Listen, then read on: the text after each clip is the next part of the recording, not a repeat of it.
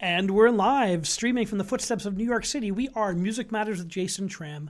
Thank you so much for joining us for a unique podcast community where we explore the issues and challenges of the performing arts world as seen through the eyes of distinguished colleagues. Thank you so much for joining us. Please remember to subscribe to us on YouTube and smash that bell icon for the most up-to-date information on upcoming guests and topics. And we have some wonderful guests coming up later on this month. We have 5 this weekend. We've got one of Vienna's top piano players, a piano specialist. We've got a country singer on Sunday.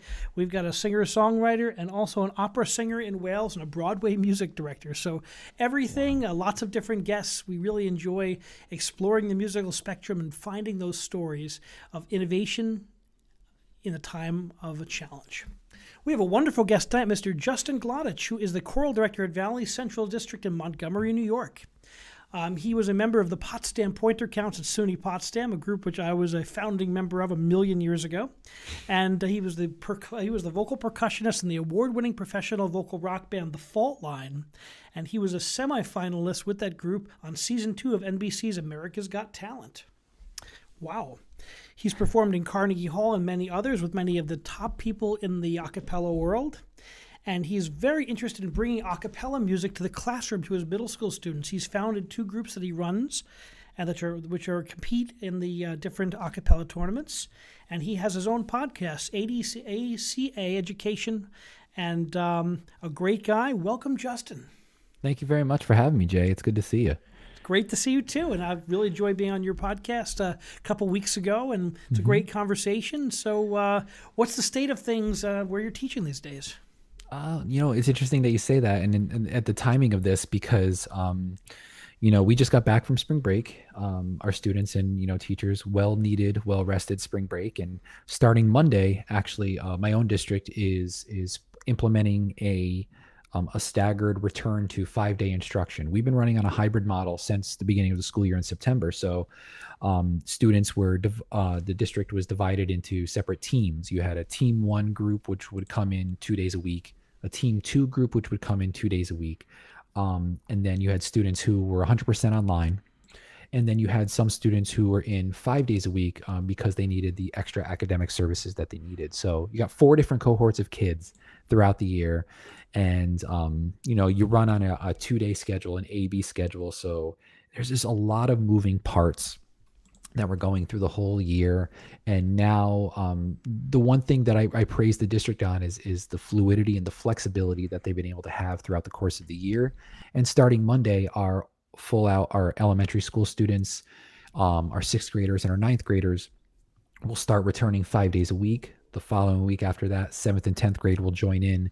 And then the week after that, 8th, 11th, and 12th grade. So by the end of April, students whose parents opted them back in 5 days a week will be back into the building, which I think is about 70% of our total student population, while the other 30% are going to remain online for the rest of the year. So as teachers, we're still going to be teaching in a hybrid model where there's students in front of us and students at home, but there's going to be more students in front of us.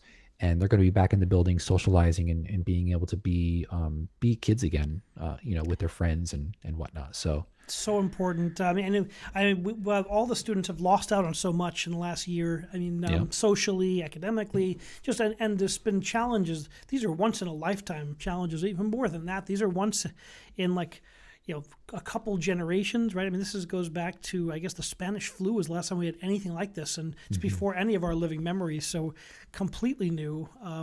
Technology has played such a gigantic role in this, and thankfully we've all had to adapt so much to technology. How have you been with the technology part of it? Ever since we shut down last March, I took it upon myself to try and learn new things. That's why the Aca-Education podcast started. It was me, looking to expand my knowledge there, working with programs like Logic and working with programs like Final Cut Pro to be able to make virtual choir videos with my students, or even just making something else that I'd put out there for my own creative interests. And then knowing that when the hybrid model was going to be put into place, knowing that I would have to teach the students in front of me and be looking into a webcam and teaching the students online through a Google Meet session at the same time, you knew it was coming.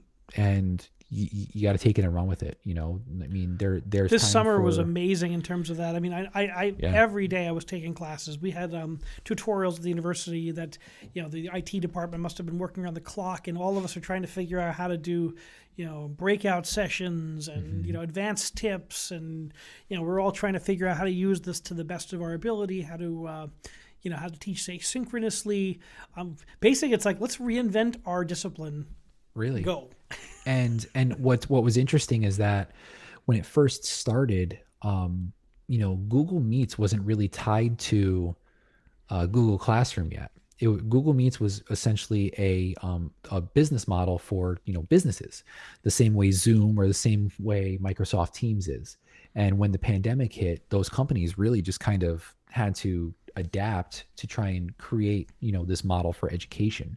So we were actually using Zoom at one point, and then there was some issues with security concerns with Zoom that we ended up shifting. We already had Google Classroom, we shifted to Google Meets, and to Google's credit, at least from my perspective, is they've listened to us as educators when we offer suggestions and tips and things like that, and what can you do to make this program better. And there's been at least 6 updates this year alone on new features, pulling things away, giving us the ability to have an easier time working with our students through Google Meets. So it's been mind-blowing that, one, it's been a year already, and two, that we've been able to adapt and make it work. That's been the magic word is finding ways to give students the knowledge they need to keep everything as normal as possible, and to to keep ourselves focused on that. That's been a real challenge throughout this period. And we could say this is the new normal for now, and there's been a lot of positives. There's a lot of things, I ask my students, how do you view, everything that we're doing now? What is one thing that you would be thinking of keeping once things do return to, normal, when we're back in school? And some students, are actually eager to say, well, if I'm absent, I could, you could potentially be recording the lesson or whatever. Like, as a teacher, I can record my lesson, post it on Classroom, so students who are absent can at least go back and view that and come back, and it's like they didn't miss anything. I say the same thing. I was telling my 2 community choral societies and my summer choral. I work at Ocean Grove. We do bi-weekly rehearsals. I'm going to record all my rehearsals. I'm going to always live stream them, so people who are not feeling well can get on there and can participate and keep up. And we used to. I know I used to go to rehearsals maybe a little under the weather. These days, I don't think I would anymore. Right. And the idea of a snow day, I think that's an old-fashioned term. That's going to be an old-fashioned. We can just go on Zoom very easily and teleconference in, and we've gotten a lot of work done. I run 8 Zoom rehearsals or Teams rehearsals a week. So I've been doing that since the summertime, all summer, and then right into school. And who would have thought that these things were even possible? Yeah, I know. And interesting thing with the snow days is that one of the things that I thought was great that my district did, and a lot of districts I noticed at least in New York. I mean, people in Florida are like, what's snow days? But we looked at it as swamp days, alligator days, I guess. Yeah, exactly, right. You give the kids the opportunities to be kids on those days. So if there is a massive snowstorm, let's utilize the snow days that the district has put forth. Once we hit that cap, then go into your online learning days. That way, we're still maintaining the amount of school days that we're supposed to have for the school year.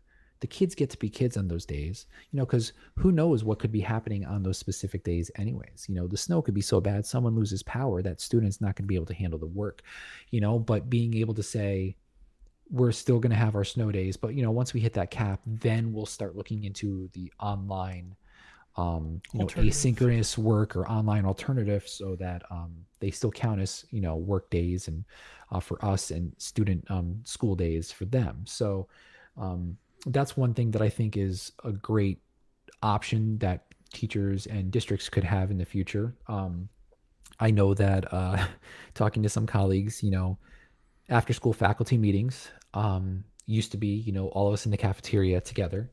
Oh, I miss those days. I taught for 6 years. yeah, and it could honestly be, we're on a Google Meet now.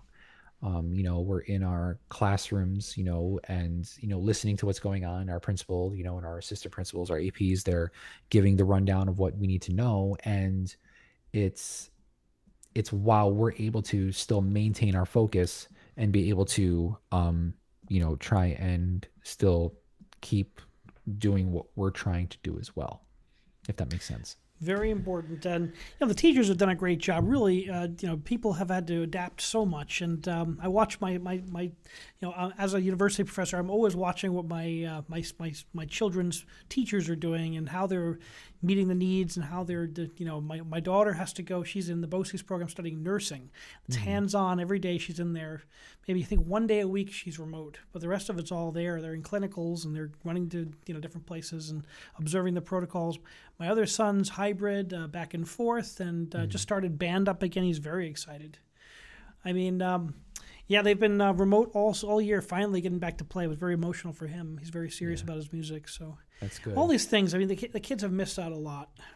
Yep. And my sister actually is she went in for physical therapy, and when COVID hit, they actually her college actually shifted the way that the program was set up. Like, she was meant to do clinicals, and then she was going to have another semester of things that she needed to get done, but they flip-flopped it, and she's actually in her final placement now, and bless her, she has bachelor's degree in one thing, she got her first master's in another thing, and now she's going to have a third degree in physical therapy after she takes that the dreaded 5-hour exam, as she says.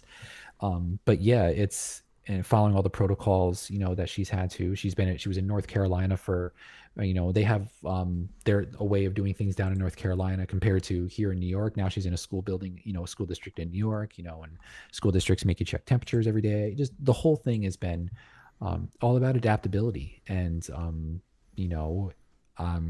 excited to see what things are going to look like once we're in the clear. Well, we're going to all experiment that together. It's all one big experiment. It's been like that since the beginning, and we're just keeping as safe as we can, as healthy as we can, and I heard you got your vaccine today. Congratulations, your second vaccine. Yes, I did. I got my first one.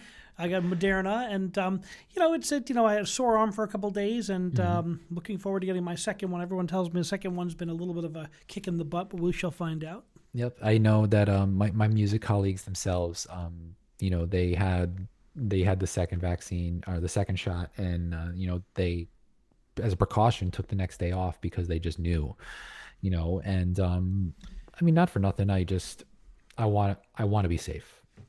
So Smart. I think it's important, especially, with 2 young children. I want to make sure, and, my wife, I want to make sure that we're all okay. And I want to see, my parents and things like that. So. The way we look at it is, the sooner we all get this, the sooner life is going to start returning back to relative normality. And, music has stopped. I mean, as a conductor, all of my guest conducting turned to 0, which is, I used to be on the road constantly. I would go teach on the road, fly out to a concert, fly back. That's all been totally different. But now I'm looking forward to getting back, and there's all sorts of different people exploring the next chapter. And I've got a full season at Ocean Grove planned out. My staff's hired. So, I mean, things are starting to open up. It'll be interesting. I'm adapting protocols from my colleagues at ACDA, whether we're going to be distanced with masks on, and we're going to figure out the safest way to do it. But it won't matter, because in the end, we all just want to make music. I agree. And, to go off of that, when you say, you have everything pretty much put in place, and like, there's this whole idea that, when you have limited capacity, you can still make things work. I've seen videos and I've seen pictures of little hubs in different locations while performances are being put on. I have colleagues who are doing socially distanced musicals in their high schools. Some of them even have gone the route of filming to stream the musicals, and they've even gone a step further to do red carpet events for those kids to be able to watch that streamed performance before it goes live to the public. So kudos and credit to like everyone who's out there trying to make music happen in new and exciting ways. it's just it's mind blowing to see the creativity that comes out. And I think a lot of us never really thought that we could do the things that we're doing now. And now that we are, it's a nice little addition to the resume, if you will, to say, oh yeah, I got this Yeah, access, I got this. everyone's become a television producer in their own way, which is amazing because I've had, luckily I had a television person. My son does that type of thing, so he's been really strong there and actually kept me in business, so to say. But we work together. We've done probably 75 virtual choir projects since COVID began, and we have another round coming up for my spring concert and my 2 choral societies. And there's a time when I look forward to saying the virtual choir thing is an anachronism, something I will fondly look back on and kind of smile. But I think a lot of the choral industry is ready to turn that page. Yep. And in all honesty, when this whole thing first went down, that in the Facebook chat rooms and the Facebook groups, it was like, how do I make a virtual choir video? How do I make a box video? It was the question 95% of the time, to the point where people were starting to get frustrated with it. And, it raised the topic, it raised the debate. It was like, are virtual choir videos beneficial to your program? And, and you hear both sides of it. But now when, especially after the music video competition that I just did with my middle school group at Valley Central, it's like, you're seeing more creativity coming out of these music videos, and it's not just the box videos, and it's not just the musicality that's happening within these videos. It's the direction, the artistic approach to all the music videos that these kids have taken. My colleague Betsy Stambach Fuller in South Glens Falls, New York, she is a spitfire. She is phenomenal. What she was able to do with her kids. She did this one great thing last year where her students in her acapella group made weekly videos, like 90-second videos of songs, just to get the experience. And the kids used the Acapella app, which like you can get up to a minute to record as many different like boxes as you want, using iMovie, all of this free software. And that led to them winning their competition round with a sick music video for Everybody Wants to Rule the World by Tears for Fears, and going it's just, old school. I like that. Oh yeah. It just went to show the abilities that we never knew that we had, that we do have, and we're growing artistically, not just musically, but from all these other standpoints, that these are things that we can use in the future. We are using real life applications here that we can now use later on in life and say that, oh yeah, I learned about that when I was in high school, or, when COVID hit, oh man, like you wouldn't believe the hours I spent on a computer trying to figure out how Logic Pro works and how Melodyne works and things like that. So it's really neat. So let's go back in time. Did you always know you wanted to be a music teacher? And when did you get your first love of a cappella singing? Oh, those are good questions. So for me, my mom has been a big influence in my life. She's she's not a music teacher, but she's a teacher. She raised me. She was pregnant early on in life, and when my stepdad came into the picture, she started teaching kindergarten, of all things, kindergarten, right? And I was in high school at the point. We had a future teachers club in our high school. And when I started that my sophomore year, my high school was right next door to the elementary school that I actually attended.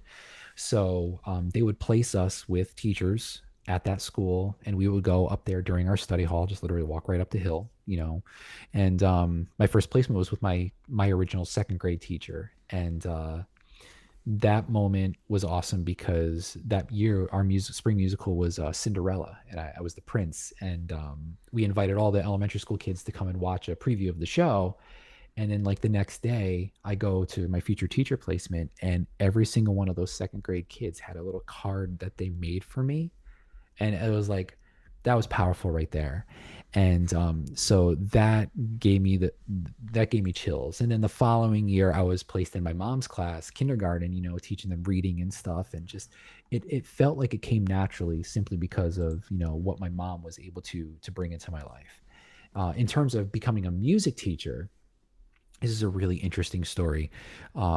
It was more out of the worry that I had my senior year, when my original director took a job out of district, and she was there for several years, and she directed the musicals, she did band and chorus, and because it happened like a week before the school year started, there wasn't enough time to interview anybody. So we went through kind of trial by fire with substitutes who weren't necessarily music teachers, and they brought in this really great guy. He was a clarinet guy, clarinet performance guy, but you can tell didn't. He was more of the college professor. He was a college professor, as opposed to dealing with high school kids in a suburban, urban like setting. So when it and because he still had that substitute tag to him. I mean, you probably know when you hear the word substitute, Oh the boy. mentality of the students just changes, right? I was a substitute between getting my first teaching job and finishing up my Potsdam degree. I was a sub teacher and I was a sub TA. I was in the classroom, kind of getting used to that. And I did 6 years in the public schools before doing my doctorate and pursuing my professional career. So it was, I'm so glad I did the public schools because I really learned my chops. I had 3 choral rehearsals a day. I learned how, before I had to deal with the union clock in a professional rehearsal, I learned how to structure a lesson plan, how to, be quiet while you're conducting and playing the piano, and Yeah, and he was a great piano player too. He was very musically talented, but in terms of just like disciplinary things, um, it was his classroom management was something to be left desired. And I took that as, I don't think I would ever want anybody to experience that as a teacher or as a student. As a teacher to be ridiculed the way that he was, or as a student to be yelled at the way that we were.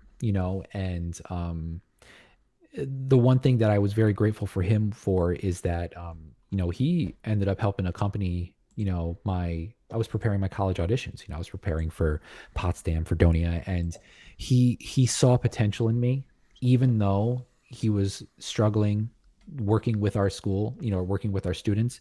He saw potential in me, and it was nice to know that even though like he could at least work with me, knowing that he was struggling, I think he found solace in it almost, to be able to have that workability. And I always commended him for that. And I even got a great card from him after graduation, even though it was like 5 months after I had seen him or whatever. But that, I think that knowing that I wouldn't want to have my students ever have a situation like that, or me be put in a situation where the students were giving me that problem. So it kind of molded the philosophy of how I wanted to teach and what I wanted to teach. And that's kind of where Crane came calling, and so that was kind of how that worked out. And sorry, I was rambling. The second question again. So when did you first get your first exposure to acapella singing, which is so important to you? Acapella. So, where in the world is Carmen Sandiego in reality? As a kid growing up, as a kid growing up watching Rockapella, and not for nothing, like there was only, the 4 original, the 4 guys were on the show, and then their vocal percussionist didn't really like come in until the final season. And, but I just loved hearing the harmonies, and, I loved the game show. I was the kid who wanted to be on that game show, but didn't understand how to get on said game show, So that was exposure. And then funny enough, when we were in high school, I'm sure a lot of your, if you have your educational viewers might recall the piece Geographical Fugue. Oh yeah. Or Talk. even get Ernest Talk. Yep, we did that one, and we did Gastronomical Fugue, which was literally like a Peter food Kubak? one. Is that But Peter Kubak? I can't recall, but No, all I it's remember another is one. I remember seeing. I've never actually done it, but I know it. But watching Where in the World is Carmen Sandiego, I was big into like doing the drum noises and making the beatboxing and vocal percussion sounds. And we're literally in like our warm-ups for our concert, which is like happening in a half an hour. And my teacher hears me kind of like goofing around while people are like working on, Geographical Fugue. She's like, you should do that in concert. You should do that. Like, They'll Okay. let me. You'll let me? It's in like 15 minutes. Are you trust me? And she trusted me. She gave me a microphone, and I kind of helped keep the beat. It was hilarious. And then, going to Potsdam, I wasn't familiar with, the college a cappella scene or anything like that until, a buddy of mine, walking to class, he's like, "Oh, have you heard of the Pointer Counts?" He's like, "Oh yeah, they're like," it was almost like that. I look at it now as the scene in Pitch Perfect where it's like, "Oh yeah, the troublemakers." It's like it's really hard to get in, like that kind of thing. And I was like, "All right, I'll at least kind of like check them out and stuff." And when I auditioned, I didn't even get in. I was and that was different for me. Like I was like the big fish in the small pond, and it was a very humbling experience. And I was like, "All right, no big deal." I gave it a try, and not even like I would say like 5 weeks later, one of them emailed me and said, "We just lost a guy and we really dug your audition. We'd like you to have you come in on a rehearsal and see what goes there." And from there, I just, being a part of that brotherhood, because I never pledged Phi Mu, and it's one of my biggest regrets to this day is not pledging Phi Mu. But being a part of that brotherhood, it was something special. And then it just, because I enjoyed it that much, it turned into, I mean, we're going into the LimeWire Napster era, downloading all of the things that said they were rockapella, even though they weren't rockapella, on the computer, and like just listening to as many different acapella arrangements as possible and just immersing myself in the genre itself. I'm And amazed by how the acapella genre has changed because I'm mhm, the student advisor to a couple of the different acapella groups on my campus, and there's so many acapella groups. Like they're like mushrooms; they pop up. People just want to sing. mhm, Glee was like opened up the door, and all these yeah, acapella things opened up the door to so many people getting interested in this, and it's really taken a life of its own at the college level. For when I was in college, acapella, we loved doing the invitationals. We got to sing with the other mhm, groups, and founding. I was one of the founding members of the Counts, and I just remember it was really a brotherhood. We were mhm, friends. We were really. It was an incredible opportunity for guests to get in front of a lot of girls and sing or girls and make music and have a lot of fun. I mean, and as a vocal performance major, they didn't want us to do it. Our teachers were not mhm. happy about that. Oh I think yeah, all of us were music majors, and they did not. They were.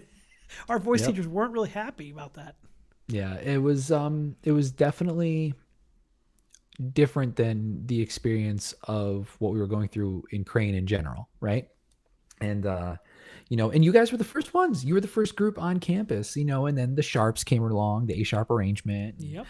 and then I know that just historically a lot of co-ed groups kind of came and went. They kind of started and then kind of fizzled out. And then, a couple of buddies of mine who, one of them was in my voice studio, they started the Potsdam Pitches, and like that group endured and actually became one of the strongest groups on campus. They actually went to ICCA finals, Wow. a couple years ago. And then even a fourth group called Stay Tuned is now there. So there's at least four groups on the campus, and all started with you and the Pointer Counts. But you're right. It's Like, so awesome to see. Like, and I see a lot of them, of my colleagues are our professional teachers like yourself, and mm, out there in the field and bringing that love. I know Brian Huff is really big into bringing that love of acapella singing to his people in Long Island. He was the big mhm, he was my big brother in Phi Mu Alpha. I mean, it's just great to see our colleagues out there doing it, bringing that love of singing to young people, yeah, and seeing how the college acapella industry has changed. It's such a different. The repertoire is so much more complex. The hmm, arrangements are more challenging. The yeah. beatboxing is totally different. I mean, I had never heard a beatboxer before, and we had one when I was a sophomore, a junior, or something like that, and it was really Mhm. interesting. Yeah, it's really cool. Like just the idea of creating different noises with your mouth, and Dave Bernstein, who was one of the vocal percussionists in the Counts before I did. He actually started a group at NYU before he had transferred to Potsdam. So he's got his feet, in a couple of different colleges, a cappella groups there, and then I was one of actually three or four, my freshman and sophomore year. So yeah, it was a love, and still singing baritone, obviously, like because I was still young, I couldn't do it all. But now, like you got kids with groups with beatboxers that's their purpose. They're there to beatbox, and they'll get through a whole 35-minute set no problem. Where me, I was like, oh my, because I was still learning, and I was like, someone take over. As a tenor Like, one, that tessitura is murder. You just sit up there, mhm, the F sharp, G, A, for most of the day. You just stay mhm. up there. Yeah, and just and you look at it now, and like I love how you said it, like mushrooms. I always equate it to Starbucks. There's like, oh, there's another Starbucks. There's all these acapella groups, and it's really trickled down into the high school realm, and now even in the middle school realm. And I knew a couple people who have like fourth and fifth grade groups, doing 2-part, 3-part, basic, like even like The Lion Sleeps Tonight, things like that. And it's for the love of it's an opportunity for the love of singing, for the love of music, and you You know got to grab people where they are. I mhm, mean, whenever I do all counties, area, all states, any of those type of festivals, I always bring something fun and contemporary and upbeat, and I think it's important because that's going to grab them right away. I always do something serious and classical as well because I mhm. think that you got to stretch people and take them where they, and it's that kind of balance, that kind of, you grab people with whatever's going to get them excited and you bring them in. Full disclosure, I'm not gonna lie, man, because you've chaired, or no, you've conducted area all-state festivals with some of my former students. You've been here before, and looking at how you program, that's I've done a couple myself. Now doing some all county festivals, and I've kind of modeled it off of how you select your repertoire. You get that one classical piece, you choose, and then like maybe the contemporary thing, then something fun, and then sometimes there's a spiritual thrown in there, or it's a wide range of things, and in terms of different languages, it really depends on who you're working with, and the complexity of the piece. I've done programs where every piece is in English, but there's that diverse range of what you're doing that it hasn't really changed. Like a couple years ago, I did um you know the storm is passing over, which is an awesome piece. Gives the kids the opportunity to kind of get that kind of gospel feel. And then we did a Good song old by Brooklyn the Tabernacle arrangement. That's a good one. yeah, I've done that one at Ocean Grove. I love it. yeah. And then we did a It's the vocal highest tenor arrangement. part ever. Yeah, it's up there. Ooh, right, it gets up there. And then Da, we did da, da, da, da, da, da. It keeps mhm. going up by thirds. That's Yeah, fun. it's Yeah. like, okay, keep going. And then we did a real group arrangement of one of their songs. And the Swedish group, which is just they blend vocal jazz, pop, just everything. And as challenging as that was, it didn't have to be in a different language. It was a challenge, and when the kids got it, oh, that is probably one of the most rewarding experiences. You hear it and you're like, this is a solid piece. And these are 10th, 11th, and 12th graders handling a professional arrangement of that's done by 5 of some of the most profound musicians on the planet. So it's I'm thanking you for how you program your repertoire, because it's given me the ideas on how I program my repertoire. So Yeah, and I'll thank the people.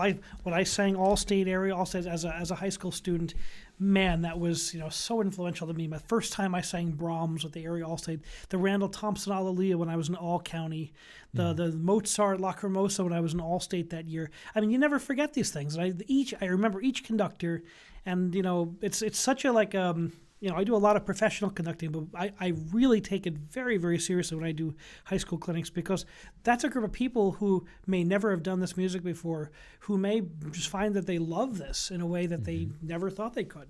Yeah. And I remember my first area all state experience as well. And we did Viva Tutti. And they had all the gentlemen sing one song, and then they had all of the ladies sing another song. But I wish I could remember the arranger. We did this amazing rendition of the Battle of Jericho. Moses Hogan. And no, it wasn't even that. Oh, But it was this I do that really one all the time. I love it. but I just remember this moment, like in the piece, where the line was, and the walls came tumbling, and the director had started with one soprano, and literally, and the walls came, and the walls came, and the walls, and it was Oh this boy. just cacophony of chaos, and it felt like that wall just came tumbling. It was just really, really sick. It was really cool. And I wish I could remember who the arranger was because it's still one of my favorite pieces to this day. I'll have to look it So, up. yeah. Hard to beat that Moses Hogan arrangement, but I love the No. fact that there's such great arrangements coming out. And those spirituals Hmm. are such great tunes. Yep. I've had a lot of my colleagues, like Everett McCorvey does the American Spiritual Ensemble, is a dear friend, and Donald Dumpson from Philadelphia, and we talked about this, that the spiritual actually goes back quite a long time. The roots are in the 1600s, and it's like that true American music comes out of the American soil. And and then we find this kind of classical infused 4-part setting of the spirituals in the 1890s and into the 200s. And that music's become so synonymous with choral repertoire. And I'm always amazed by who the great spiritual arrangers are. And we're seeing some wonderful ones today. I don't know if you, Stacy Gibbs is my absolute favorite. That guy is writing such great arrangements. There's a great up and coming arranger. As far as spirituals, I don't know if he's on spirituals yet, but his name is Siobhan Lloyd. He's actually a Potsdam graduate, teaches in Indian River. He's actually from this area. Some of my friends that I went to college with were like his elementary school teachers. But he's won a few composing competitions, and I believe he just released a piece that was titled it was the minutes and seconds of it was in regards to George Floyd, and it's such a powerful piece. And so Siobhan Lloyd is definitely a name to check out, and amazing baritone as well. Like, not only can he compose, but good man, the kid can sing. He's phenomenal. And just the stuff that he puts out there and his emotional connection to what he writes is great to see. And he's only 24 years old, and it's great to see these up and coming composers, these young kids taking the reins and making beautiful things happen. Yeah, my 40s now. I'm always looking for the next generation of stars, and I love to find these people. And it's exciting to see who comes up with these new ideas and takes this in different directions, because we're in this great conversation in music, and it goes down from generation to generation. And we're like, at my age, I'm re-energized every time I find a new piece that I love, and I bring it to my students, and it's exciting. Yeah, I always.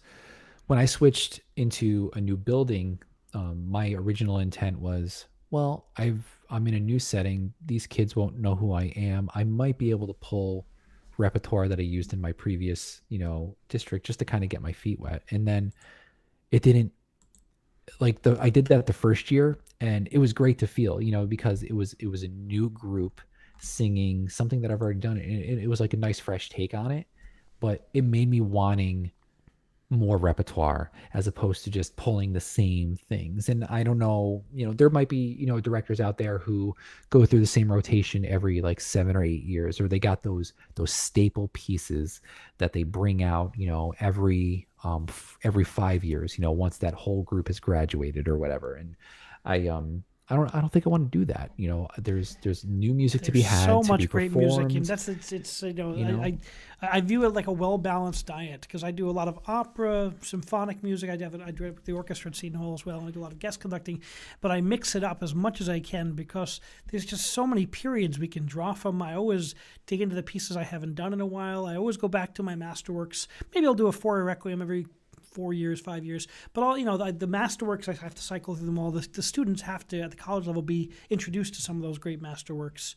But it's really important that otherwise we get bored if we're not re-energized with the music. If we're just doing pieces we've done before, we all have pieces we love, like the Moses Hogan, Joshua Fit the Battle, or any of his great arrangements.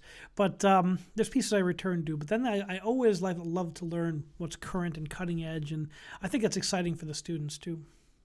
I agree. And, I recall, when I was in Potsdam, every spring semester was a masterwork, Absolutely. and, the winter concerts, our candlelight concerts, which were televised, Dr. Gordon, when I was there, we performed a lot of the Mormon Tabernacle stuff, the Mac Wilberg stuff, and they're beautifully arranged, and then come spring, it was one year we did Haydn's Creation.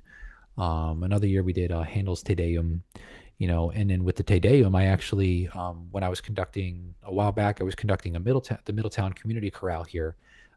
Community singers, people who just wanted to be there for the sheer love of singing. And I brought the Te Deum back, and it brought me back to when I performed it in college, and It always as a does. performer, It always it's does. one thing, but as a conductor, it's a new feeling. And I'm sure you feel the same way. There might be been pieces Oh, that you performed and then you go and conduct it. You're like, when I did my ah, PBS broadcast of the Verdi Requiem in 2009, I sang it in Crane, and I sang it mhm, many times since. But getting to conduct it with a professional orchestra with famous opera singers, it was a totally different experience. But mhm, it's that remembering that time that I think I was a freshman in college, screaming, as loud as I could, over this gigantic orchestra and all these great sounds, and hearing the opera singers, the professionals, for the first time. yeah, It leaves an imprint on you. And every piece we did, I did the Berlioz Requiem at Crane when I was there. You never mhm, forget those times. Those are, formative experiences that kind of imprint on you. And when I became a conductor, the more I did it, the more exciting it was, and the more I still remember Fori Requiem. mhm. Any of these pieces we did are kind of really in there now. Yeah. You said the Berlioz. I feel like I did the Wild. Berlioz as well. Yeah. I mean, obviously we're a few years apart. We are a few years apart, but yeah, I think I recall doing that one too. I don't know if it was at Potsdam, but I recall doing like Schubert Mass in G, just a bunch of different, things. And those types of pieces. It's like when you go back to them, you don't forget them, you dust them off. You're like, I remember this, and that's the beauty of some of these older works or any of the music that you perform. It's like if they leave a lasting impact on you, once you go back to them, it's like it never left you. It's like riding a bicycle. It's something that just sticks with you. And that's one of the things that I love about just music in general is, they trigger specific memories and emotional responses. And that's something that I always preach to my students. It's like, when you're performing a piece, what kind of emotional response are you getting out of it? And think about what the composer was thinking about when they wrote this piece. Not for nothing with my sixth graders, we're looking at Blackbird right now by the Beatles. Such a great And, tune. and yeah, and on the surface, the kids are like, oh, it's about a bird. It's about a bird. Great, great. And then one kid comes up to me and is like, actually, Mr. Glodich, it's, Paul wrote it because he read a newspaper article about the civil rights movement. It's like, yeah, it's poetic. And now you think that takes on such greater meaning. Or, the fact that we looked at Hey Jude and they didn't realize that Paul wrote that song for Julian Lennon because John was going through his first divorce. It's the stories behind the music that are just as fascinating as and compelling as listening to the students bring them to life. And I think if they have that connection to it, it's just going to make for a stronger performance. So So how about you? Let's take it back to some of your great performances. mm, Tell us what it was like to be on TV on the America's Got Talent semifinalists, getting there, and yeah. singing professionally with an acapella group. How did that come about, and what was that like? It was, it came about. I was a junior at Potsdam at the time, and the Sons of Pitches out of Ithaca, New York. They grew out of Ithaca at Ithaca College. They were all buddies and whatnot. Four of the members, they were hitting that age where they kind of wanted to, get into the classroom, start a family, those kinds of things, and doing a lot of gigs was getting to be too much. So they held an open nationwide, call for replacing members, and I took a shot. It was like, why not? Let's see what happens. And they just actually happened to be at a gig just outside of Watertown, that I was able to make the drive from Potsdam, and did my audition in like a hotel room, and after all was said and done, a few months later, I got the call. I ended up foregoing my senior year. I took college on pause. I made the promise to my parents that I would go back and get my degree, if I took this opportunity, because it was like a once in a lifetime thing. So I moved to Absolutely. Ithaca, performed with the Sons of Pitches for just under a year, and the final original member felt that it was his time as well. So that left us four newbies trying to figure out where we're going to go from there, and luckily one of our new guys had a buddy of his from his college group that he brought in, and we wanted to change the way that we were doing a cappella music. We wanted to be a vocal rock band. We wanted to kind of make more like hard rock acapella. Our bass literally would sing, and he had a guitar octave pedal that he would stomp on, to drop his voice down the octave. And Cool. then he also had another pedal that he would stomp on that actually drove his voice up a fifth. So our bass was literally singing power chords, like one note, and he could have been Green Day all by himself. So um, we looked at those different types of special effects in our music, and that was our niche. That was what we aimed to do. However, not everyone wanted to hear a hard rock group, when it came, especially when it came to acapella. It was different, but it was something that a lot of people didn't understand at the time. It was like before its time, I would guess. And uh, America's Got Talent had just finished its first season, and they were opening auditions for a second season. I was like, you know what? Let's just see what happens. Let's just give it a try. So I remember it vividly. We finished a gig in Pennsylvania, and our audition was in Boston the next day. So we drove overnight, get to the Boston Convention Center, like 10 a.m. Luckily, it was the second day of auditions, so all like the crazy like line out the door was kind of gone. And we go in there, we're half asleep, it's like, and we're singing for the producers. We're not singing for the actual judges yet. So we do Some Kind of Wonderful, and we kind of like rock out. We got this disheveled look because, we just slept in the van for God knows how long. I got my emo hair going, like look at the hair now, but like it was like down over the eyebrow. I had the eyebrow ring. I was all decked out, man, You're and singing in a vocal rock band. You have to. yeah, you have to play the part. And then from there, a few months later, actually it was like a couple months later, they finally got back to us. It was like, we want to fly you out to LA to perform in front of the celebrity judges. So, okay, cool. We go out there, we do that. They move us to the Vegas round. The Vegas round, we didn't really get a lot of television exposure on the Vegas round, but it was a great experience nonetheless.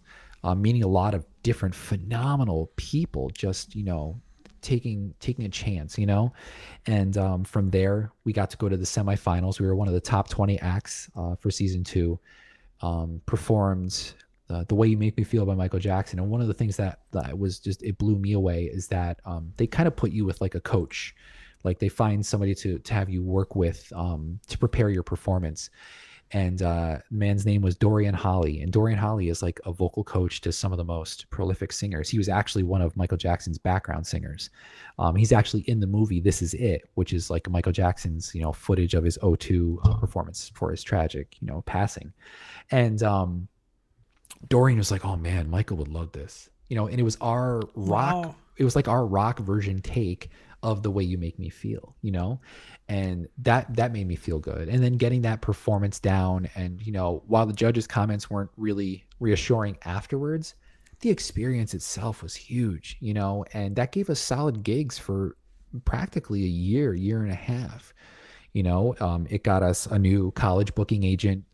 It got us into schools even more, and the cool thing about that experience was, while we were a rock band, rock is just so many different things. So we catered our elementary school performances, middle school performance, high school performances, even to like a run through the decades. So we would do the songs our own way.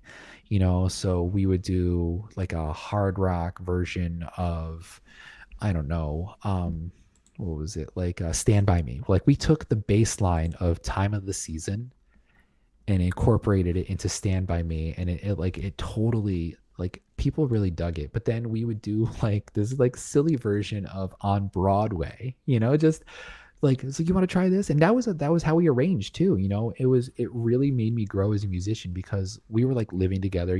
Most of us were living together. We were all in the same town, so guys would come over for breakfast. 10 o'clock rolls around, what song you want to do? All right, what kind of style? So our bass would sing his bass line. I would kind of come up with a groove, and then our soloist would start singing, and the other two guys would fill in the gaps.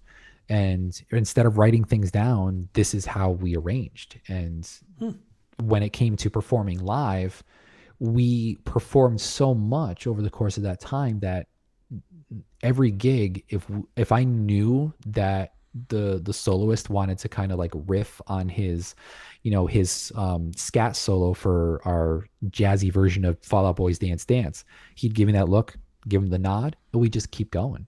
You know what I mean? And it almost turned into like a jam band sometimes, like Dave Matthews Band style. We knew that it was going to be this long, and we give each other the nod to keep going. And I loved performing with those guys, and it was a huge. I think America's Got Talent gave me just tools that I've been able to use in the classroom. I mean, not for nothing, the kids I teach now, they weren't even born yet. Or if they were, they were maybe like one or two, they were like one or two. But I show, like, I make it a point to kind of show them, hey guys, check out this video of America's Got Talent. They're like, oh, where's the golden buzzer? I'm like, it didn't happen yet. It wasn't on the show yet. But I kind of show them like what I used to look like, what I did with my career before I started teaching music. And they find that cool. And like, I know that I might only be able to use that for a couple more years. For like, all right, whatever, Mr. Glodich, great, cool. But, I'm going to use it while I can, so. Well, listen, I always tell my students, my undergraduates who want to be music teachers and musicians, I'm like, you have to keep learning. This is a lifelong learner field. You have to keep music alive in yourself. So you have to keep on, whether it's playing in a community band, singing in a community choir. When I was teaching public school, I was doing professional choral gigs in New York City. I was singing compromario roles in operas. Whatever it is for you, you have to keep your skill set high.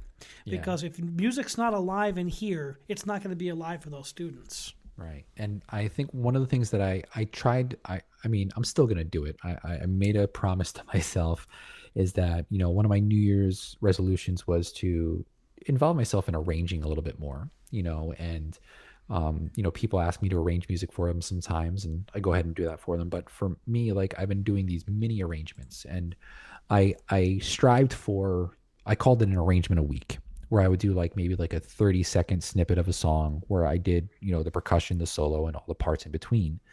And then, life got in the way, and I got like the first 7 weeks done. I'm kind of a month behind, but that doesn't mean that, I'm not going to have enough time over the summer to kind of get up with that. So the goal is, 52 different arrangements. And I'm now up to 8 because I did a full arrangement for a friend of mine. But it's keeping the oral skills and the ear training skills and focusing on those kinds of things to keep myself motivated to build those skills so that, when someone asks me to do something, it comes easier. Because when I first started arranging, it was a lot of trial and error. It was, all right, I got to listen to the song. Oh man, I messed up that chord. I got to go back, and it's become a lot easier now, especially with the technology I've been able to kind of like build up here in my office. It's been helpful to do those arrangements and just keep my musical mind going, Now, you've gotten to work with so many of the greatest people in the acapella field, Deke Sharon.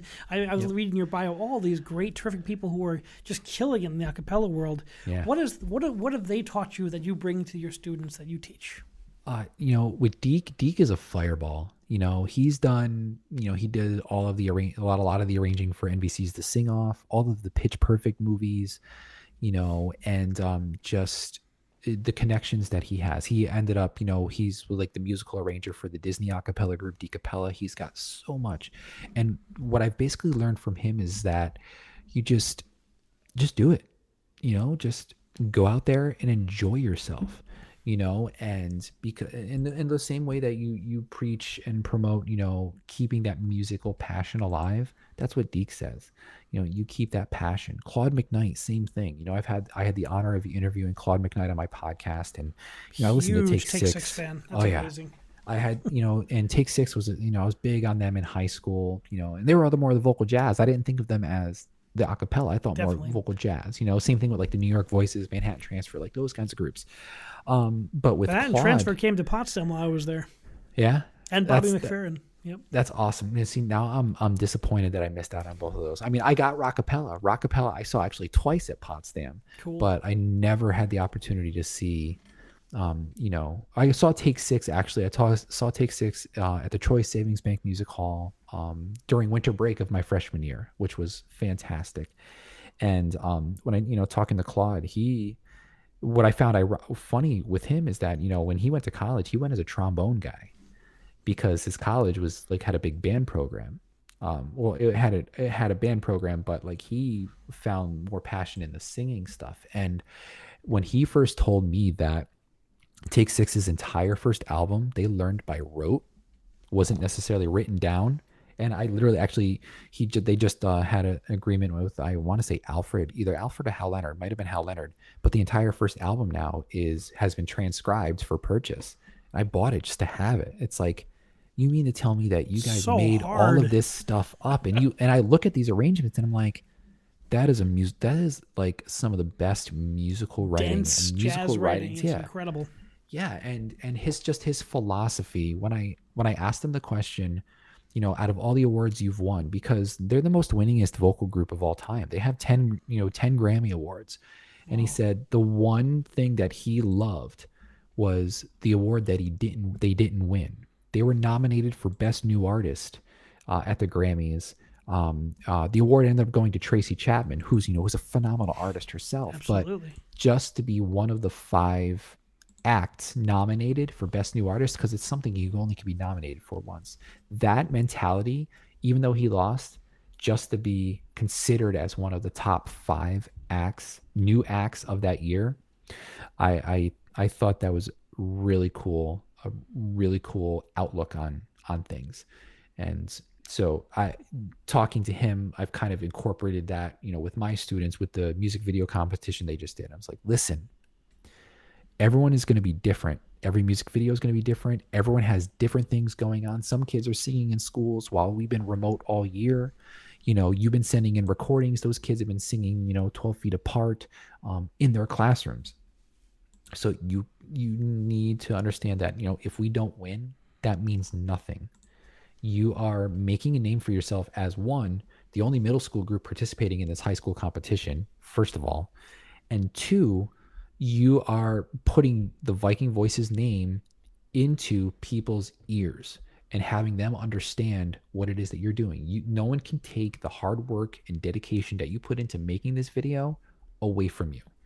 And I think that made them proud, knowing that regardless, of what people, where they placed, they made something during everything that we're going through right now, not being able to be with each other or see each other. They put something together that they were proud of. And I think that's very important.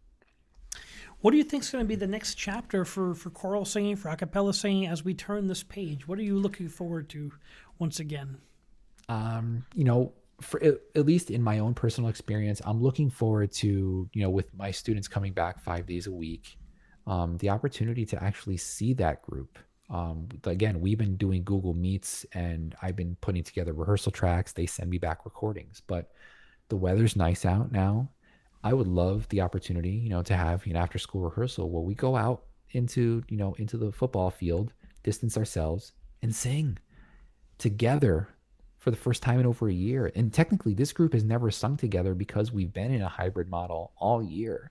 So I got these 8th graders who moved themselves up into the 9th grade. So they won't even have the opportunity to be a part of it next year. These 7th graders who haven't really met these 8th graders either. So it's a group that aren't really familiar with each other. And one of the things we preached last year before the pandemic hit was this idea of family, and that group is a family, the same way that we saw the counts as a brotherhood. So I'm hoping, more singing together.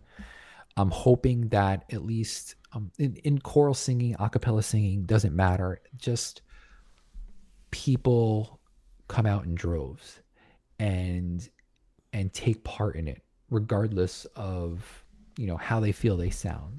Try a new hobby. You know what? Let's try singing. Even on the instrumental side, pick up the instruments again, jam out. Like I would love to get together. I was in an acoustic trio with a couple buddies of mine, and, we all have kids now, but as they get older, who's to say, let's jam out again and have these, these performances again. Lots of people don't know my hobby when I'm not doing classical music. I play the drums. And my oldest son plays the jazz. He's a jazz rock guitar player, so he's really good. And then my younger son just dusted me on the drums. I'm like, oh, he just absolutely dusts me. So I learned to play the bass over COVID. So I'm playing bass on a few things. So that's been my new COVID hobby is to jam. I was supposed to do a James Bond night in New York City at Don't Tell Mamas with a bunch of opera singers. We're all going to play. And that was going to be so much fun. No one knows I play the bass at all. So it's kind of been a fun diversion for me. Yeah, and that's another thing. Let's get together and play sometime. Yeah, just get together and just jam out, get the acoustic guitars going. It doesn't even have to be a cappella, just making music, I'm hoping that, as venues slowly open up their capacity more, we start seeing groups, making and artists making the attempt to be in these different locations. I'm a big Dave Matthews fan. So through college until, my wife and I got married, every summer I was hitting at least one Dave Matthews show, and, when we had our first child, Dave Matthews was kind of put on the back burner, but even Dave didn't put on any concerts last year, to see him come back and do some big fall, pavilion shows would be great, and going out there and socializing with people again and enjoying the music together is something that I'm hoping that will come sooner rather than later. So. Music's such a personal thing when we get together and we, I miss my families. Like we had our first choral rehearsal outdoors on Saturday with with the Taconic Chorals, my choral societies. And, we hadn't rehearsed since November, so we got together outside, distance with masks on. It was kind of cold, but it didn't matter. People were just so excited. Usually I say, make sure you can see the vowels. Like, they're wearing masks, I can't see anything, but I'm like, well, think the vowel. Yeah. I mean, it didn't matter. It's just the physical act of coming together to make music together. It was such an emotional time for us all. I think we're all going to feel that way. Yep. And any way we can bring that to young people to feel that you can get your emotions out, you can make friends. It's a place where you're safe. So important. Yeah. It's funny that you say that because I recall seeing, there are some people who are having these park and ride rehearsals where they literally go to the school's parking lot and then they're using generators and different, they're setting up microphones and handing them to students, and the kids are sitting in their cars, and then they have transmitters that go into the FM transmitter, and they're singing, and it's picking up everyone else who's singing from their own cars, and now they're making I don't know how it's done, but it looks really I don't either. Cool. It sounds and like fascinating. Magic to me. It sounds like a lot. It sounds like a lot of work and maybe a lot of money, but it was really impressive to see that. And then there's a company out in LA who's trying to create some sort of contraption that takes away the lag time in Google Meets or in your Zoom rehearsals so that you're playing in real time and you feel that you're playing in real time. Because I know that with the two, I've been asked to do all county conducting this year, and I was able to do one where it was one piece, and another one where they actually, instead of doing pieces, they had clinicians just kind of talk about I talked about acapella for another one, but this one where we did a piece together, it's you know what, let's just unmute, let's see what happens, and I cut off and the lag is still going for another 25 seconds. But it's interesting about that. I mean, I've a couple of my friends from the Brooklyn Raga Massive, or they're all really brilliant technical people too. They would get together and they were using a couple different programs. I think it was Jamulus was one of them, but they have to be within a certain geographical range. Yeah. It took them 3 hours to get the thing configured, so it was just right. They're performing live together, but it's a lot of challenges right now because it's based on the speed. If someone's in the Midwest and someone's on the East Coast, there's already a slight lag. It's built in. Yeah. Because the sound doesn't happen instantaneously. There's a slight lag in there. So, right. I mean, it's going to be interesting to see how we address that, but... we've come so far. Can you imagine if the COVID pandemic happened 10 years ago before this, before this technology was really viable? I don't want to, because if it happened 10 years ago, that was around my second year of teaching or so. I might have quit the profession. I'm not going to lie, and I know that a lot of my older colleagues, some of them had debated, staying in the game, even though they hit retirement age. But everything that's gone on this past year, it really kind of shifted their perspective, and they have decided to retire as opposed to continue teaching. So it's the little things like It's been a that. tough year for everybody. I mean, Yeah. in every industry. I mean, it's just so many challenges, especially for educators, and especially for music. Music has been so disproportionately hard. The industry, especially my colleagues at the Metropolitan Opera, who I have friends in the Met Orchestra, like in the Met Chorus, and when you get that job, that's like I've reached the summit. I'm doing what I'm trained my life to do. I've reached that Mount Olympus, and then it's like, oh, by the way, no season. Like, Yeah. Like how do you handle that? And that's something that, even like Broadway performers, just like of course, that's your means of income. That's your source of income. How do you handle it? And again, that's where the creativity comes into play. You had this crowdsourced musical, a TikTok musical of Ratatouille, which Disney actually gave the okay for. That's a Disney property, and they gave the okay for it. And they, wow. they bring in like these, and this is like what I thought was great about that was there's a Potsdam grad in there, Daniel Mertzluft, who pretty much took all these different users arrange like musical composition ideas and helped compile them into the show.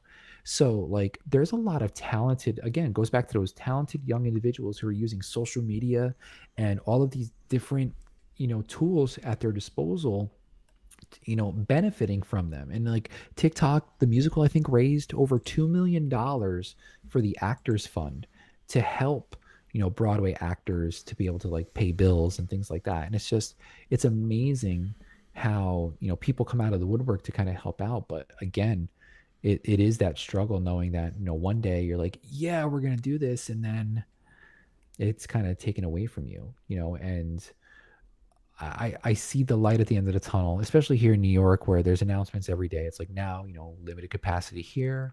We're As long as starting you to see things open. Yeah, we're starting to see things. I think a lot of vaccines are out there now, and people are just getting back to figuring out how we can start to blossom again. And I think some people actually, I think I saw one of my friends the other day actually post a photo of Broadway tickets that she had purchased for like November, Very enthusiastic. That's good news. I'm happy to hear that. I mean, they're anticipating the fall. They are anticipating. They're trying to come up with the myriad challenge they have to face. You've been to Broadway shows, the bathroom situation. I mean, it's the whole business model is stuff as many people into as small a place as you can. Yeah, and and it's I look at I'm a big baseball fan. I don't know if you are, but Mets opening fan, day yeah. was. Well, okay. We're I don't want to talk about. we're ready to be disappointed. We will not. Well, we will not talk about today's game. Today's game Didn't see it. got a little lucky. We won't talk about it. But anyway, what I've noticed, like at least watching the Yankees opener last week, and even like watching a little bit of the Mets home opener today, is a lot of these stadiums have now gone cashless, and you're starting to see this situation where there's kiosks now where people could input cash and they get a food card that they can use almost like a debit credit card kind of device. They can order directly from an app as opposed to going up to, concessions and stuff like that. So like even in these larger gathering spaces, the technology and the wherewithal to be able to come up with these ideas is shifting. So who knows? I mean, would you potentially be taking jobs away from, your ushers and whatnot in the Broadway community? Possibly. But you're still having theaters open, and there's a variety of other things that they could be able to do when Broadway shows do open, vending machines as opposed to, handing out candy bars or something like that. I don't know. But there are a variety of options for people to be able to do different jobs and still, be a part of that community. It's going to be a fascinating chapter, and we're all getting ready for that. And I know I'm looking forward to it. And I can't wait to go see a show. Can't wait to go see a rock concert. Can't wait to go see an opera. it's time. It's a Yeah. year. Who would have thought that we could go a year without these things? And I know. but thankfully, we've had the young people in our lives to keep us energized and to continue to bring music to their lives, because they've desperately needed as well. Yeah. And, and I want to bring my kids to concerts and get them exposed to those things and make them appreciate music just as much as I did, just as much as my wife did. So, having my 5-year-old and my 3-year-old be a part of that, like, that's what I'm looking forward to, the future, being able for my kids to be a part of those experiences as well. Justin, thank you so much for joining us on Music Matters. How can people find out more about you and your work? Sure. Well, I have a website. It's just Justin Glodich, GLODICH.com. There you can find some of the arrangements that I do. I offer different services in terms of, guest conducting and a variety of the likes, vocal coaching, things like that. The Aca-Education podcast, which is released every Wednesday through Spotify, Anchor, Apple Podcasts, anywhere you find your podcast, really. It's listened to in over 36 countries now. Which I'm very proud of. And like I said, every Wednesday, new episodes. There's actually a direct link right on my website, justinglodich.com, or you can head over to one of those podcast places and subscribe. I would love it for you to subscribe. So. He's got some wonderful guests on there, really exciting. It was a pleasure to be on there myself, and be sure you check that out. This is a wonderful teacher, inspiring young people today. Thank you so much. We appreciate it. Thank you, Jason, for having me. I appreciate it. Thank you for joining us on Music Matters with Jason Tramm. Please remember to subscribe to us on YouTube and smash that bell icon for the most up-to-date information on upcoming guests and topics. Our next 2 shows will be Saturday at noon. We have Christine Byrne, a dynamic mezzo-soprano who is at the beginning of her career. She was a student of mine at Seton Hall University, went on to Wales to study at the Welsh Academy of Music and Drama, and she's having a professional career, made her debut at the Welsh National Opera, and we're going to talk about the effects of COVID on Gen Z artists. Really excited about that. And then at 6 o'clock Eastern Standard Time, Martine Axe, distinguished Broadway conductor and music director from London, but now lives in New York City. He's directed the School of Rock on Broadway, as well as many other pieces. A real great conductor and colleague, so hope you can join us. Thank you so much for joining us on Music Matters, and remember, keep music alive.